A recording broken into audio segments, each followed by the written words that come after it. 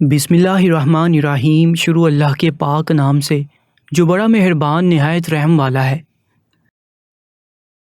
میرا نام رباب گل ہے۔ میرا اس دنیا میں سوائے میرے بھائی کے اور کوئی بھی نہیں تھا۔ میرا بھائی مجھ سے صرف 1 سال بڑا تھا۔ ماں باپ کے جانے کے بعد ہم لوگ کرائے کے گھر میں رہتے تھے۔ امی ابو اس دنیا سے گئے تو چاچو نے ہمارے گھر پر قبضہ کر لیا۔ ابو کے سامنے تو وہ کہتے تھے کہ میں ان بچوں کا بہت خیال رکھوں گا، کیونکہ میرا ابو کافی بیمار تھے۔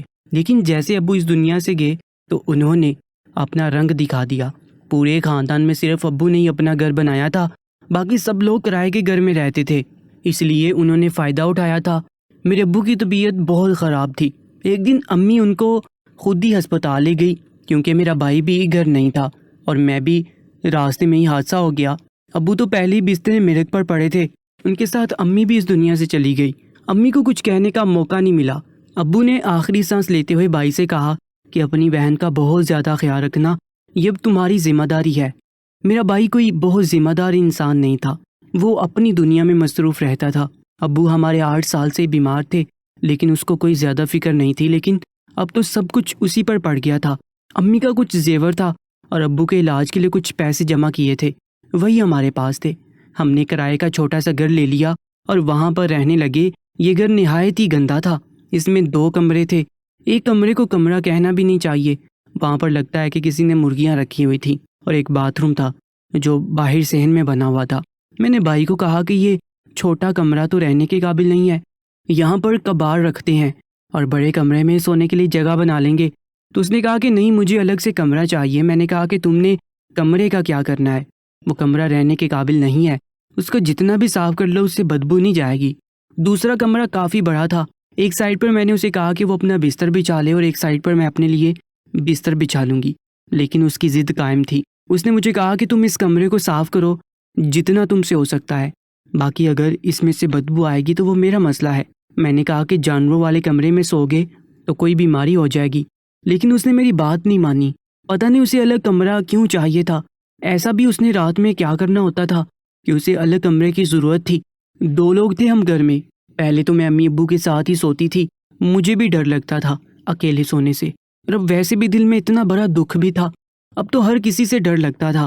لیکن میرے بھائی نے میری بات نہیں مانی، اس نے کہا کہ میں تھوڑا بہت کام کر لوں گا، تم بس گھر کو سنبھال لینا۔ ہم 2 لوگ تھے، ہمارا اتنا خرچہ نہیں تھا، ایک دن کچھ پکا لیتے تو 4 دن کھاتے تھے۔ یہ شکر ہے کہ چاچو نے ہمارا سامان نہیں لیا تھا، سامان ہم نے رکھ لیا تھا۔ ویسے بھی اس گھر میں تھا ہی کیا، گھر میں روٹی پانی تو چل ہی رہا تھا، لیکن میرے بھائی کی حرکتیں بہت ہی عجیب ہو گئی تھی۔ میں امی ابو کی طرف ہی مصروف رہتی تھی، 8 سال سے تو بیماری کاٹ رہے تھے ہم لوگ، اسی لیے کبھی بھائی پر دھیان نہیں دیا، لیکن اب جب اس پر دھیان دینا شروع کیا تو پتہ چلا کہ اس کی حرکتیں کافی زیادہ عجیب تھیں۔ ایک دن اسی کمرے میں بیٹھا تھا اور وہاں سے مجھے ایک ایسے گانے کی آواز آئی جو طوائفوں نے اکثر اپنے کوٹھوں پر لگائے ہوتے ہیں۔ ان آنکھوں کی مستی کے مستانے ہزاروں ہیں۔ میں نے دروازے پر دستک دی اور کہا کہ یہ کس قسم کے گانے سن رہے ہو، بند کرو، پر دروازہ اندر سے لاک تھا۔ اس نے دروازہ کھول دیا۔ میں نے کہا کہ دروازہ لاک کرنے کی کیا ضرورت ہے، تو کہنے لگا کہ غلطی سے ہو گیا تھا۔ میں نے کہا کہ میرے ابو کو اس دنیا سے گئے ہوئے 2 مہینے بھی نہیں ہوئے ہیں اور تم گانے لگا کر بیٹھے ہو، تو کہنے لگا کہ یار غلطی سے ہو گیا تھا، اسی کو ہٹا رہا تھا کہ میرا فون ہینگ ہو گیا اور گانا ہٹ نہیں رہا تھا۔ میں نے کہا کہ کس قسم کی عورتوں والے گانے سننے کی عادت ہے۔ خیر میں نے اسے کہا کہ اس طرح مت کیا کرو۔ اس نے مجھے تھوڑا غصے سے کہا کہ ٹھیک ہے دادی اماں، اب تو تمہاری بات ہی ماننی پڑے گی، میرے سر پر سوار ہو گئی ہو۔ میں نے کہا کہ سوار ہونے کی بات نہیں ہے، جو بات غلط ہے وہ غلط ہے۔ ہمارے دونوں ماں باپ اس دنیا سے چلے گئے، یہ ہمارے لیے کچھ چھوٹا دکھ نہیں ہے، اور تم ہو کہ تمہیں گانے سننے کی پڑی ہے۔ اس نے کہا کہ تم جو رو رہی ہو وہی کافی ہے، تو میں کیا کروں، تمہارے آنسو نہیں رک رہے، تو اس کا مطلب یہ نہیں کہ تمہیں سب سے زیادہ دکھ ہے، مجھے بھی دکھ ہے، لیکن مردوں کو اللہ نے ہمت دی ہوتی ہے۔ ویسے میرا بھائی دیکھنے میں تو کافی دبلا پتلا لگتا تھا اور اس کی داڑھی بھی ابھی تک نہیں آئی تھی، جبکہ 18 سال کا ہو چکا تھا۔ ایک دن میں نے دیکھا کہ میرا بھائی جب کام کر کے گھر آیا تو اس کے ہاتھ میں ایک کالا شاپر تھا جس میں ڈبے جیسی کوئی چیز لگ رہی تھی۔ میں حیران ہوئی کہ میں نے اس سے کوئی چیز منگوائی نہیں ہے، لیکن اس نے وہ چیز مجھے نہیں دی اور باتھ روم میں چلا گیا۔ جب باتھ روم سے واپس آیا تو اس کے ہاتھ میں وہ شاپر نہیں تھا۔ میں صحن میں بیٹھ کر سبزی کاٹ رہی تھی، اس لیے سب کچھ دیکھ رہی تھی۔ میں نے بھی اس سے نہیں پوچھا کہ پتہ نہیں کیا ہے، شاید اس کی اپنی کوئی چیز ہو، لیکن اب اس طرح روز ہونے لگا۔ وہ جب بھی کام سے آتا اس کے پاس کالے رنگ کا شاپر ہوتا تھا جس میں کوئی ڈبے جیسی چیز محسوس ہوتی تھی، لیکن وہ اس کو باتھ روم میں چھپا دیتا تھا اور خود باہر آ جاتا تھا۔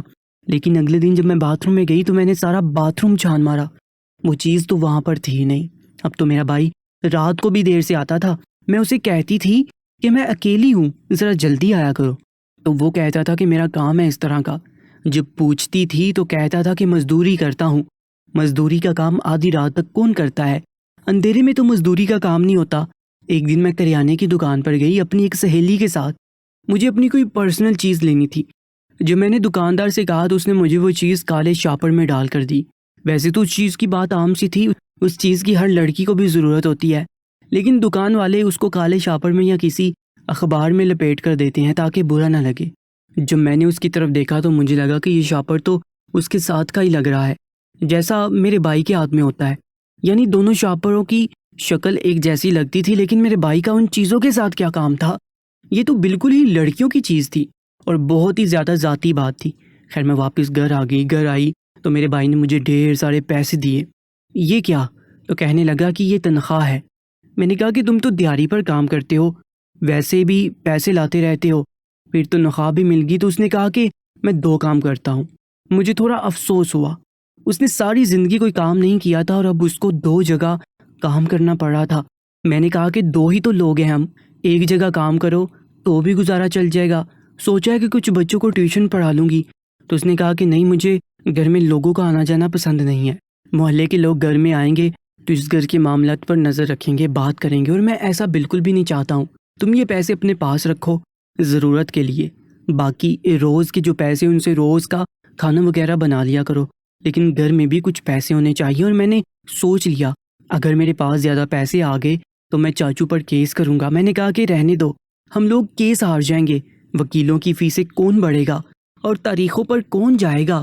میرے بھائی نے کہا کہ اپنے گھر کو اتنی آسانی سے اسے کھانے نہیں دیں گے، ہمارے باپ کی حلال کی کمائی کا گھر تھا، کوئی حرام کے پیسے نہیں تھے، اس طرح نہیں چلے گا، بہت تعلقات ہیں ہمارے لوگوں کے ساتھ، دیکھ لینا میں اپنا گھر واپس لے کر رہوں گا۔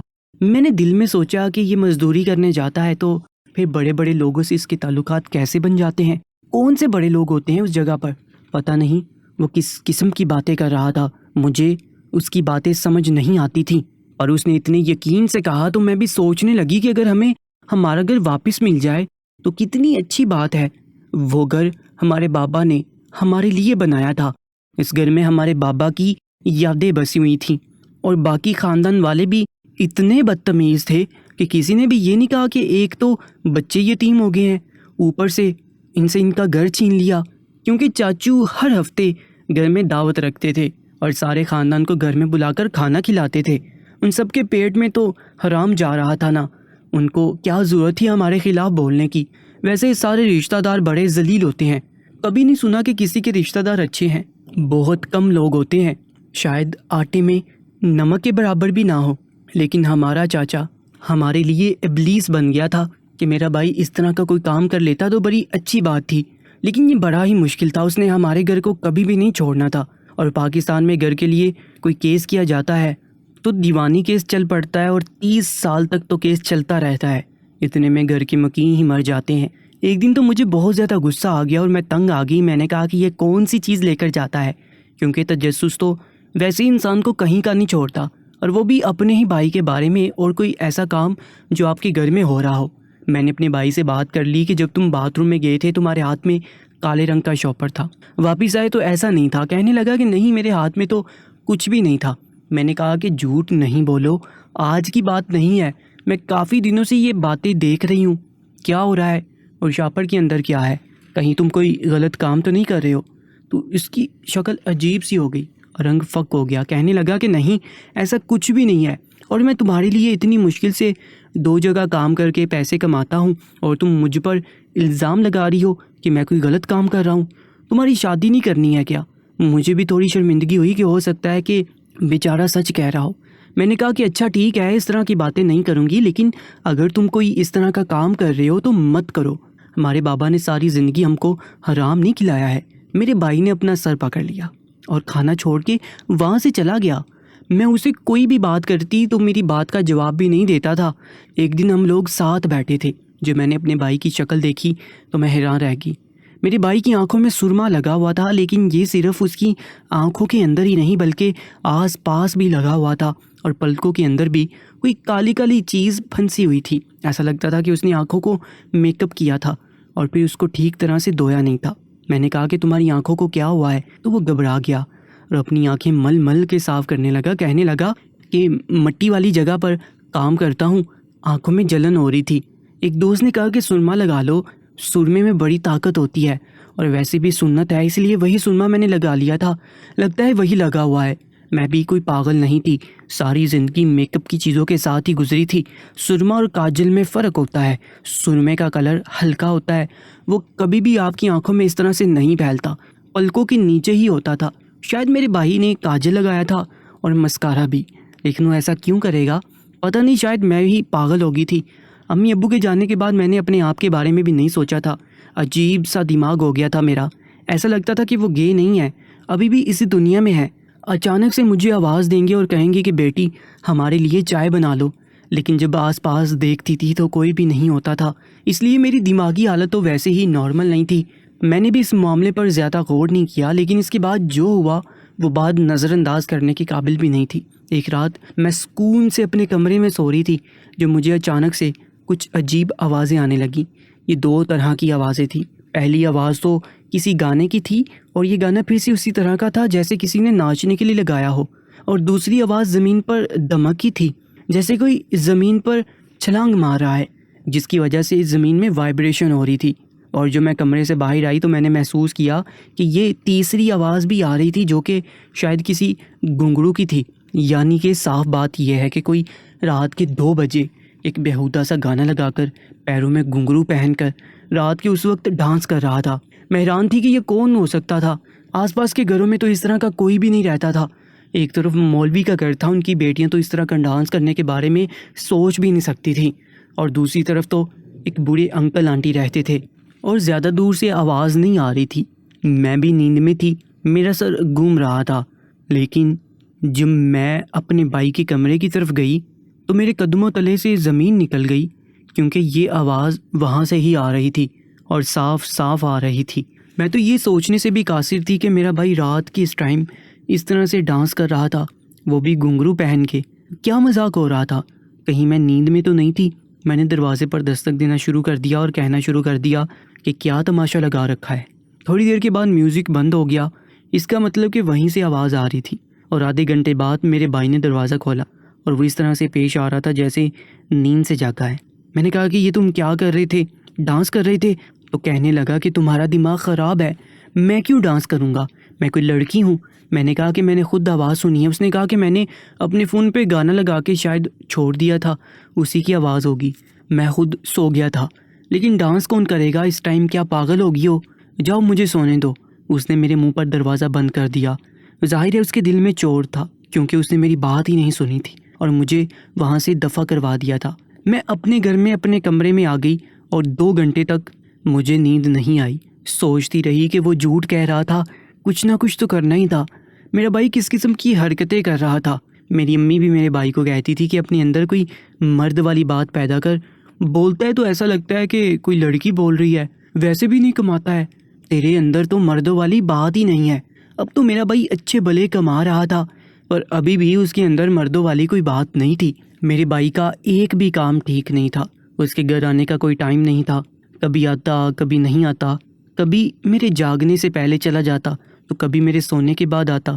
کبھی کبھی تو میں اس کو 2 دن تک دیکھتی نہیں تھی کہ کھانے کا پوچھتی تھی تو کہتا تھا کھا لیا۔ کبھی کبھی میرے لیے بہت اچھا کھانا لاتا تھا جو دیکھ کا بنا ہوا کھانا لگتا تھا۔ اس کے علاوہ اس کی مشکوک حرکتیں تھیں، رات کو اٹھ کر ناچنا، کبھی اس کے چہرے پہ میک اپ لگا ہوتا تھا، کبھی وہ باتھ روم میں کوئی چیز لے کر چلا جاتا تھا۔ میں نے اسے پوچھ کے بھی دیکھ لیا، اس پر نظر بھی رکھی، سب کر کے دیکھ لیا، لیکن کچھ سمجھ نہیں آ رہا تھا۔ پھر اپنی دوست کو یہ سب کچھ بتا دیا۔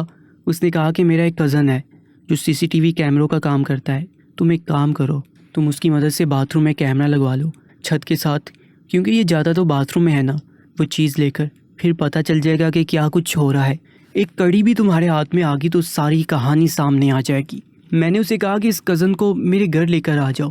میرا بھائی گھر پہ نہیں تھا۔ میں نے اپنے دوست کی مدد سے باتھ روم میں ایک CCTV کیمرہ فٹ کروا دیا اور اس نے یہ بھی کہا کہ اس کی ریکارڈنگ آپ کو آپ کے فون پر مل جائے گی، لیکن یہ بہت مہنگا والا کیمرہ ہے، میں 2 دن بعد آ کر لے جاؤں گا۔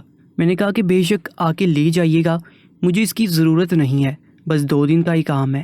کیمرہ فٹ ہو گیا تھا اور مجھے بھی سمجھا دیا گیا تھا کہ کس طرح سے ویڈیو میرے فون میں آ جائے گی اور مجھے پھر کس طرح سے ڈاؤن لوڈ کرنا ہے۔ میرا بھائی اگلے دن پھر سے وہ شاپر لے کر باتھ روم میں گیا۔ اس دفعہ میں نے دیکھ لیا تھا لیکن منظر سے غائب ہو گئی تاکہ وہ بالکل ہی بے فکر ہو جائے، اور اس نے باتھ روم میں 2 گھنٹے لگائے۔ ہر بار کی طرح وہ باتھ روم میں کافی دیر لگاتا تھا، اس کے بعد وہاں سے چلا گیا۔ اس بیچ میں نے یہ بھی سوچا کہ میں اس کے کمرے کی تلاشی لے لوں، کیونکہ ابھی ویڈیو میرے فون میں آنے میں کچھ وقت تھا۔ میں نے اس کے کمرے کی تلاشی لی تو وہاں پر مجھے میری ہی کوئی چیز ملی جو کہ میری کافی زیادہ ذاتی تھی۔ اس کے علاوہ مجھے کچھ میک اپ کا سامان بھی ملا اور کچھ رسالے ملے جس میں لڑکیاں بنی ہوئی تھیں، اور ان لڑکیوں کے کپڑوں کے اوپر دائرے لگے ہوئے تھے، جیسے ہم لوگ کوئی سوٹ دیکھتے ہیں تو اس پر نشان لگا دیتے ہیں اور سوچتے ہیں کہ اس طرح کا سوٹ بنوائیں گے۔ اس کے بعد مجھے نوٹیفیکیشن ملی کہ ویڈیو آ گئی ہے۔ میں بڑی پریشان تھی کیونکہ مجھے سمجھ نہیں آ رہا تھا کہ اس ویڈیو میں کیا ہوگا۔ جب ویڈیو میں نے دیکھی تو میرے قدموں تلے سے زمین نکل گئی اور آنکھوں سے آنسو جاری ہو گئے۔ میرا بھائی باتھ روم میں آیا اور اس نے اس شاپر کے اندر سے ایک ایسی چیز نکالی جو صرف لڑکیاں استعمال کرتی ہیں، اور اس کو اپنے جسم پر پہن لیا، اور پھر اس کے اندر بھی کوئی چیز رکھی، یعنی کہ وہ ایک ایسی چیز تھی جس کی اس کا سینہ ابھرا ہوا لگ رہا تھا۔ اس کے بعد اس نے اپنے آپ کو سویٹر کے اندر چھپا لیا اور وہ چیز بھی اپنے ساتھ ہی لے گیا، یعنی کہ اس کا شاپر۔ اس کا مطلب کہ میرا بھائی لڑکی بنتا تھا، لیکن کیوں؟ کرتا کیا تھا وہ لڑکی بن کے؟ وہ تو لڑکا تھا، اسے لڑکی بننے کی کیا ضرورت تھی؟ میں بری طرح پریشان ہو گئی تھی، مجھے سمجھ نہیں آتا تھا میں کیا کروں۔ اب میرے دماغ میں ساری باتیں آ گئی تھیں اور مجھے میرے سوالوں کا جواب مل گیا تھا۔ میری دوست نے ٹھیک کہا تھا کہ ایک بات کے بارے میں پتہ چل گیا تو باقی باتوں کے بارے میں پتہ چل جائے گا۔ میرا بھائی لڑکی بن کر آدھی رات کو ڈانس کرتا تھا، اس کے کمرے میں میری ہی کچھ ایسی چیزیں تھیں جو میرے سامان سے غائب ہو گئی تھیں، لیکن میں نے اپنے بھائی سے نہیں پوچھا تھا کیونکہ مجھے شرم آتی تھی اس سے پوچھتے ہوئے، ساتھ ہی سوچتی تھی اس کو کیا کیا پتا کہ میری چیزیں کہاں گئی ہیں۔ میں بہت زیادہ پریشان تھی۔ رات ہوئی تو بھائی گھر پہ آ گیا اور میں نے اس کا پیچھا کیا کیونکہ وہ یہ کہنے آیا تھا کہ میں کہیں جا رہا ہوں۔ میں اس کا پیچھا کرتی کرتی جا رہی تھی۔ وہ شادی میں چلا گیا اور پھر وہاں سے کہیں غائب ہو گیا۔ تھوڑی دیر کے بعد میں نے دیکھا کہ اسٹیج پر ایک خواجہ سرا ڈانس کر رہا ہے۔ ایسا ڈانس کر رہا تھا کہ سب حیران تھے۔ جب میں نے غور کیا تو حیران رہ گئی، یہ میرا بھائی تھا۔ وہ شادیوں میں لڑکیوں کا ڈانس کیا کرتا تھا اور ایسا ڈانس کر رہا تھا کہ لوگ اش اش کر رہے تھے، اس پر نوٹ لٹا رہے تھے۔ اب مجھے سمجھ آئی کہ اتنے سارے پیسے کہاں سے لاتا تھا۔ میں بری طرح رونے لگی اور مجھ سے یہ منظر دیکھا نہیں گیا۔ میں واپس اپنے گھر آ گئی، اپنے بھائی سے اس بارے میں کوئی بات نہیں کی۔ اگلی صبح اس نے مجھے کہا کہ ایک بہت بڑا آدمی ہے جس سے میں نے بات کر لی، اس مہینے کے اندر گھر واپس مل جائے گا، وہ صرف فون کروائے گا ہمارے چاچو کو، دیکھنا آدھی رات کو گھر چھوڑ کر بھاگ جائے گا۔ ظاہر ہے یہ بڑے بڑے آدمی بھی ایسی شادیوں میں آیا کرتے تھے جن کے ساتھ میرا بھائی تعلق بنا کر پھر اپنا کام نکلوا لیا کرتا تھا۔ میں خاموش ہو گئی کیونکہ میں کچھ نہیں کہہ سکتی تھی۔ میں اپنے بھائی کو نہیں بتانا چاہتی تھی کہ مجھے اس راز کا پتہ چل گیا ہے، کیونکہ کچھ بھی نہیں ہو سکتا تھا اور میں کچھ بھی نہیں کر سکتی تھی۔ اس کے لیے صرف اتنا کر سکتی تھی، اس کو یہ سب کچھ پتہ نہ لگے کہ میں سب کچھ جان گئی ہوں۔ میں صرف اس کو شرمندگی سے بچا سکتی تھی۔ اس نے اس معاشرے سے خود بچنا تھا لیکن وہ بچ نہیں پایا۔ 2 ماہ بعد ہمارا گھر واپس مل گیا۔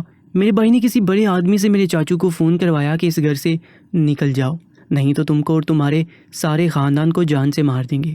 وہ وہاں سے چلا گیا اور ہمیں ہمارا گھر واپس مل گیا تھا۔ میرے بھائی نے میرے لیے جہیز کی چیزیں بنانا شروع کر دیں اور پھر میرے لیے کوئی رشتہ تلاش کر لیا۔ 2 ہفتے بعد میری شادی تھی۔ اچھا ہے کہ میں اس گھر سے چلی جاؤں کیونکہ میں یہ سب کچھ برداشت نہیں کر سکتی۔ اس کے بعد میرا بھائی چاہے جو بھی کرے، اس کی اپنی زندگی ہے، کیونکہ وہ اس معاشرے میں مرد بن کر نہیں رہ سکتا ہے۔ اس کی زندگی بہت مشکل ہے، بس اس کو اس کے حال پہ چھوڑ سکتی ہوں، لیکن دعا کرتی ہوں کہ اللہ اس کے لیے آسانیاں پیدا کرے۔ میں نے آج تک اس کو یہ احساس نہیں ہونے دیا کہ میں اس کے راز سے واقف ہوں۔ اس کے بعد بھی مجھے گھر میں گانے بجانے کی آواز آئی۔